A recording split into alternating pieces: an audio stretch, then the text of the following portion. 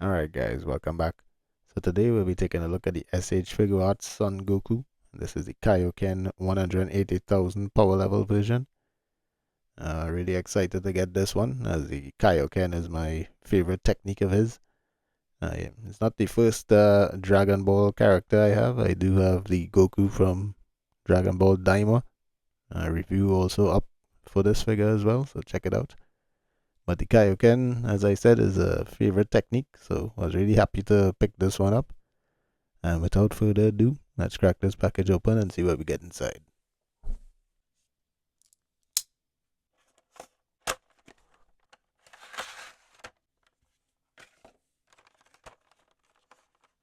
I just love when people do packaging like this. So you could just raise this off. The figure is right inside there. You don't have to fight with form-fitting plastic and all that shit. I really appreciate that sort of thing. And then when you're finished, you could put everything back inside, reseal it, and you're good to go. So let's take a closer look at Goku. And we've taken a look at the Daima version before, but this is my preferred look for Goku. I don't like the flap piece that usually comes down there. I know this is an older figure. According to ChatGPT, this was released in 2023 and re-released later that year to Walmart and Targets. So I did manage to pick this up in our Walmart. Saw quite a lot of them there actually. So I thought it was something that just came out maybe. But I still appreciate it because I really do like the Kaioken form. And I think he looks really, really nice. The one thing I don't like about it, and you could probably hear it in the video, these hard plastic hips. Very, very annoying. But other than that, it does seem pretty cool. As usual with SH Figures, they do this pretty clean. I think he is, from what I could remember from the Namek Saga, does quite look like this. In the first Saiyan Saga, their eyes were a lot more rounded and stuff, but they did get a little more sharper as the series progressed. You could see the hair, nice brown coming up there. I would have liked if the hair was sort of outlined with a little bit of the pinkish reddish tone, kind of similar to how this shirt piece is.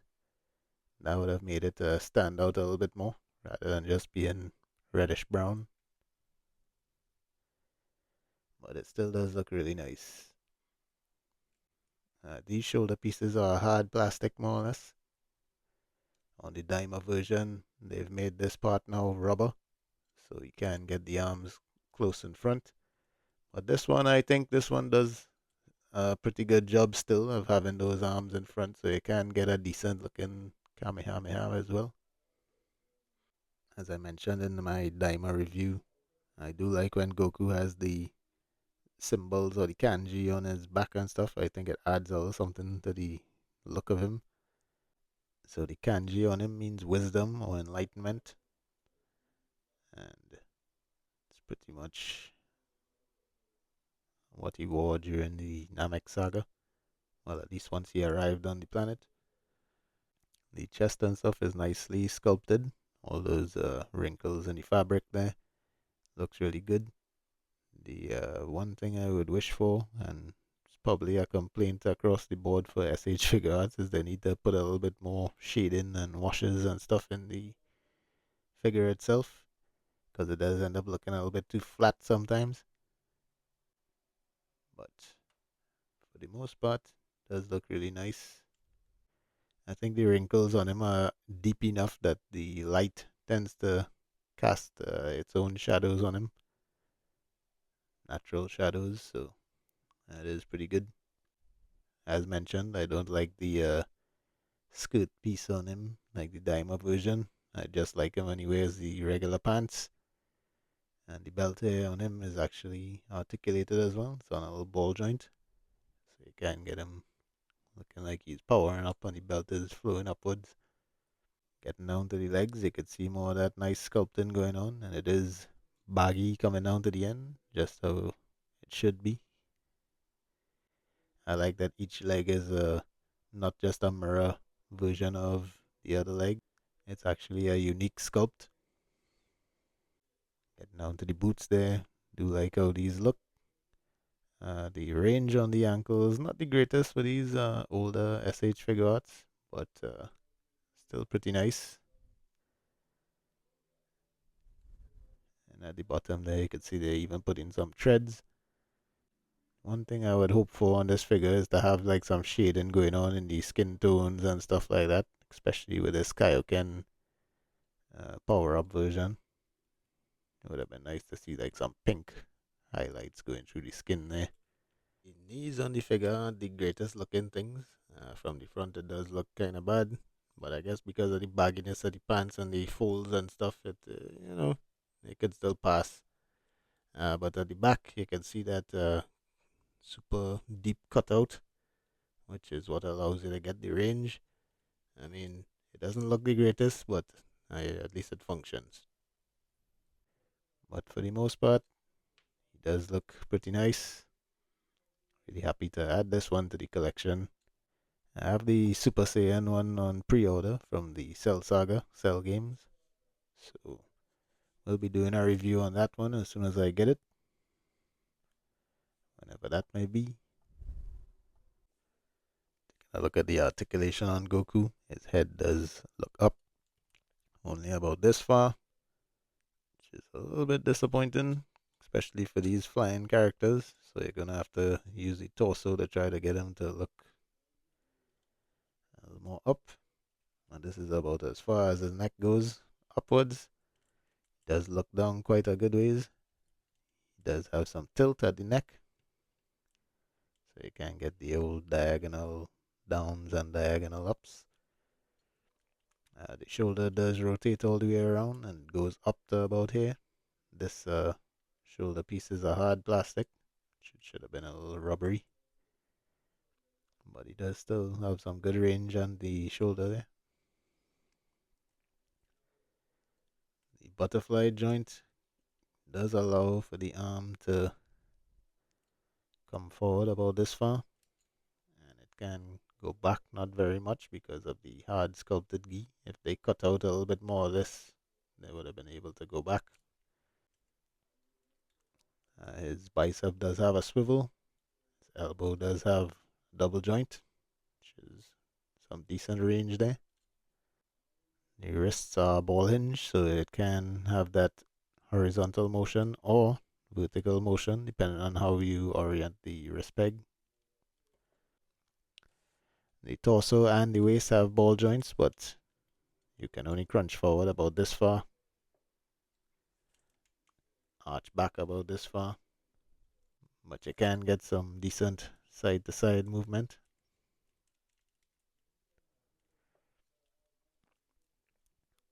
The legs only kick forward about this far, which is decent enough.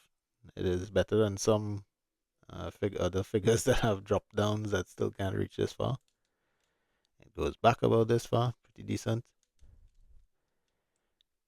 He does lack in the splits department. This is about as good as he can do.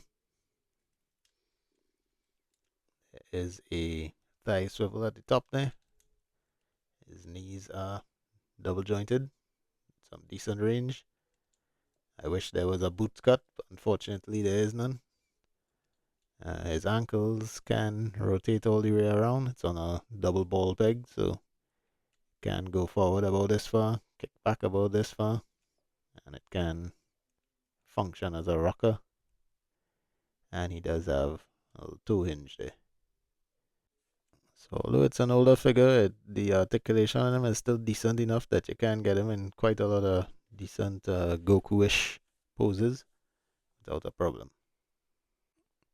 So getting right into Goku's accessories, he does come default in package with 2 fists.